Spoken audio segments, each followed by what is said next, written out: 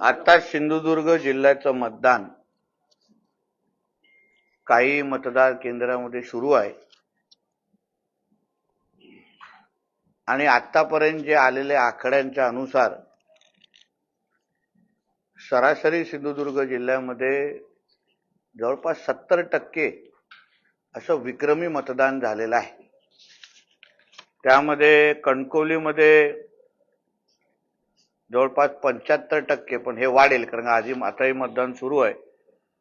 सावंतवाडीमध्ये जवळपास 65%, तिथेही सुरू आहे। वेंगुर्ल्यामध्ये पण जवळपास 71% आणि मालवणमध्ये जवळपास 70%। हे सगळे अजूनपर्यंत फायनल आकडे आलेले नाही आहेत, पण 2-4-5% वाढतील। म्हणजे विक्रमी मतदान आमच्या सिंधुदुर्गकरांनी या चारही नगर परिषद आणि पालिकेच्या निमित्ताने केलेलं आहे।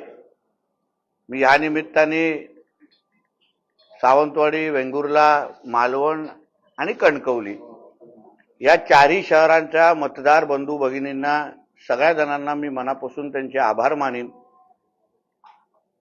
सिंधुदुर्गाचा पालकमंत्री म्हणून प्रशासन असो, पोलीस डिपार्टमेंट असो, या सगळ्या जणांचेही मी आभार मानेन की अतिशय शांत पद्धतीने प्रत्येक मतदाराला आपला हक्क बजावण्याच्या दृष्टिकोनातून एक सुवर्ण संधी एक चांगल्या वातावरणामध्ये परत एकदा आमच्या सिंधुदुर्गामध्ये मिळालेली आहे।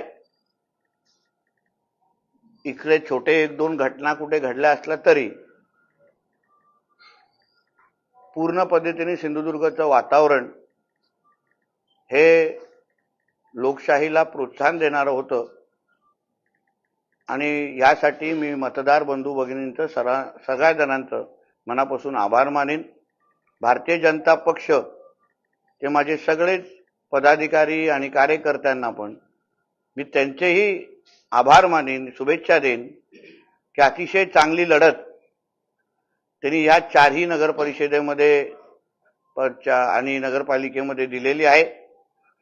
आमच्या पक्ष नेतृत्वाला साजेशी निवडणूक म्हणजे भारतीय जनता पक्ष म्हणून आमच्या या चारही नगरपालिकेवर परिषद आणि पालिकेवर 81 उमेदवार आणि 4 नगराध्यक्ष आम्ही लढत होतो आणि संघटना म्हणून ही बाब आमच्यासाठी निश्चित पद्धतीने ताकद देणारी होती।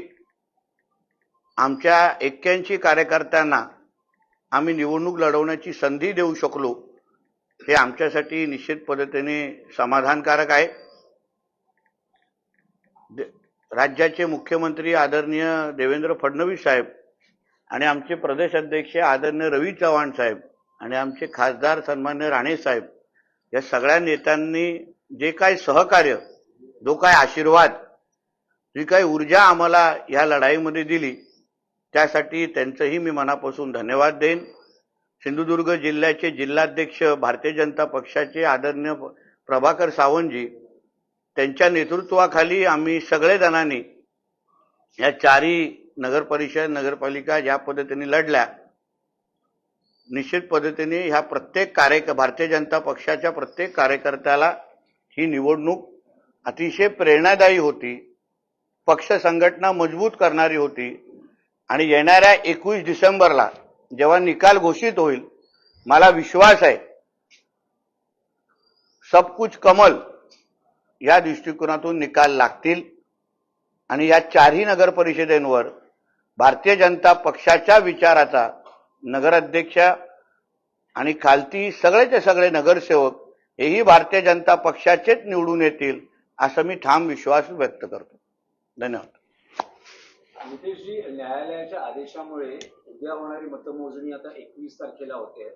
यावरून राजकीय क्षेत्रात वेगवेगळ्या प्रतिक्रिया आहेत, त्यात टीकाही खूप होते की खूप अभूतपूर्व असा गोंधळ संपूर्ण निवडणूक प्रक्रियेत दिसला। मतदानाच्या आदल्या दिवशी 10 वाजेपर्यंत मतदान असेल किंवा आता मतमोजणी पुढे ढकलली जाणार, म्हणजे जो कार्यक्रम घोषित होतो त्या विरुद्ध हे सगळं एकूण आता ह्या सगळ्या गोष्टी खरं म्हटलं तर एका पातळीवर चर्चा करण्यासारख्या गोष्टी आहेत। माझी एक भारतीय जनता पक्षाचा कार्यकर्ता म्हणून ह्या बाबतीमध्ये मत व्यक्त करणं किती योग्य आहे हे मला वाटत नाही. पण जे आदरणीय मुख्यमंत्री देवेंद्र फडणवीस साहेबांची प्रतिक्रिया जी मी ऐकली त्या बाबतीमध्ये ते ऐकल्यानंतर निश्चित पद्धतीने या सगळ्या बाबतीचा कुठे ना कुठेतरी विचार होणं, कारण का कार्यकर्ता आज फार उत्साहाने ही निवडणूक लढलेला आहे. उमेदवार दिवस रात्र या निवडणुकीमध्ये मला नाही वाटत कुठे झोपलेले पण होते, पण सगळे मतदारांच्या संपर्कात राहण्यासाठी सगळ्यांनी दिवस रात्र मेहनत केली. उद्या अगर निकाल लागला असता तर अजून चांगलं झालं असतं. पण निश्चित पद्धतीने न्यायालयाचा प्रत्येक निर्णयाचा मान आपल्याला ठेवायलाच लागतो. त्यांच्याकडेही काही कारणं असतील आणि म्हणून मला असं वाटतं त्या निर्णयाचं स्वागत करणं आणि त्या बाबतीमध्ये थोडा काहीतरी अभ्यास करणं आणि आत्मपरीक्षण करणं हे मला वाटतं काळाची गरज आहे. मालवणमध्ये एकूणच जे काही घटना घडल्या आहेत त्याकडे कशा प्रकारे पाहताय? निवडणुका संपल्या आहेत, एकूणच महायुती म्हणून तुम्ही येत्या काळामध्ये सामोरे जाणार आहात का? कुठेतरी वातावरण देखील दूषित झालेलं आहे असं हे तुम्हाला असं वाटतं, कारण का काय होतं, आपल्या प्रत्येक जण आपण मुंबईवरून ह्या निवडणुका पाहतो. निवडणुका असल्या तेव्हाच आमच्या जिल्ह्यामध्ये तुम्ही काही क्वचित जण येता आणि म्हणून तुम्हाला ग्राउंड परिस्थिती तशी माहीत नसते. आमच्या जिल्ह्यामध्ये आम्ही सगळेच राजकीय कार्यकर्ते काम करत असताना आमच्या जिल्ह्यामध्ये राजकारणाची एक संस्कृती आहे, आम्हाला एक संस्कार दिले गेलेले आहेत आणि म्हणून निवडणुकीच्या काळात निवडणूक राजकारण करणं, पण अन्य वेळी आम्ही एक दुसऱ्याची खेळीमेळीच्या वातावरणामध्ये सगळेजण असतो. आज जेव्हा युती झाली नाही तेव्हा प्रत्येक नेत्याला आपल्या आपल्या पद्धतीने आपल्या आपल्या पक्षाची बाजू मांडणं हे भागच होतं. शिवसेनेने शिवसेनेची बाजू मांडली, भारतीय जनता पक्ष म्हणून आम्ही आमची बाजू सगळ्यांना सांगत होतो. मग तिथे राष्ट्रवादी काँग्रेस आपली भूमिका मांडत होते, उभाटा मांडत होते. प्रत्येक पक्ष हे आपली आपली बाजू मांडत असल्यामुळे ते राजकारणाच्याच चष्म्यातून मला वाटतं सगळ्या गोष्टी पाहिल्या पाहिजे. कुठल्याही गोष्टी वैयक्तिक पातळीवर तर कुठल्याच गोष्टी झालेल्या नाहीत. हे तुमचे सगळे काल्पनिक सगळ्या स्टोऱ्या आहेत की असं झालं, तसं झालं, हे झालं, ते झालं. आता काय टीव्हीवरच्या सिरियल कदाचित कमी पडल्या असतील म्हणून आता आमच्याकडून अपेक्षा कदाचित वाढल्या आहेत की राजकारण्यांनी आमच्याकडे टीव्हीवरच्या सगळा ड्रामा द्यावा. असं काहीच नाहीये. प्रत्येक आता काही घटना ज्या घडल्या त्या निवडणूक आयोग आणि पोलीस डिपार्टमेंट या अंतर्गत आहेत त्या गोष्टी. तेव्हा ज्या तक्रार निवडणूक आयोगाकडे आलेल्या आहेत, ज्या तक्रार पोलिसांकडे आलेल्या आहेत, त्यांनी ती तक्रार ऍड्रेस केलेली आहे आणि त्या तक्रारदाराला त्या बाबतीमध्ये समाधान होईल किंवा त्याच्या तक्रारीची दखल घेतली जाईल या दृष्टिकोनातून त्यांनी त्यांचं काम केलेलं आहे. जिल्ह्याचा पालकमंत्री म्हणून माझी एवढीच फक्त अपेक्षा आहे की आमचा सिंधुदुर्ग जिल्हा हा एक पर्यटन जिल्हा आहे. आदरणीय राणे साहेबांनी ह्या जिल्ह्याला अधिकृत एक पर्यटन जिल्हा म्हणून जाहीर केलेला होता. आमच्या जिल्ह्यामध्ये पर्यटनाच्या आधारे रोजगार आणि पर्यटनाच्या आधारे गुंतवणूक ही जिल्ह्याच्या प्रतिमेच्याच अवलंबून आमच्याकडे येऊ शकते, आकर्षित आम्ही करू शकतो. म्हणून निवडणुकीचा काळ बाजूला ठेवल्यानंतर परत एकदा आता उद्यापासून जिल्ह्याच्या विकासासाठी, जिल्ह्याला एक आदर्श जिल्हा बनवण्यासाठी आणि इथे पर्यटन आकर्षित करण्यासाठी ज्या काही घटना निवडणुकीच्या काळात त्या पक्षांना त्या निवडणुकीच्या चौकटीत राहून अगर त्या घडल्या असतील, मला असं वाटतं आजच्या दिवशी त्या सगळ्या गोष्टी थांबवल्या पाहिजे. आमच्या जिल्ह्याची प्रतिमा कुठेही त्याला गालबोट लागता कामा नये, कारण का येणारा पर्यटक, येणारी गुंतवणूक हे मग उंबरट्यावर राहून विचार करतात की इथे जायचं का. असं आमच्या जिल्ह्यामध्ये कायदा आणि सुव्यवस्थेची काही परिस्थिती नाही. आज बघा सगळीकडे एवढं विक्रमी मतदान झालेलं आहे.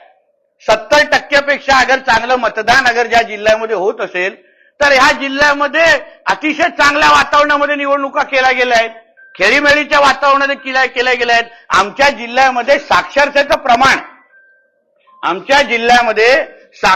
प्रमाण अतिशय चांगलं आहे. सुशिक्षित जिल्हा आहे आमचा.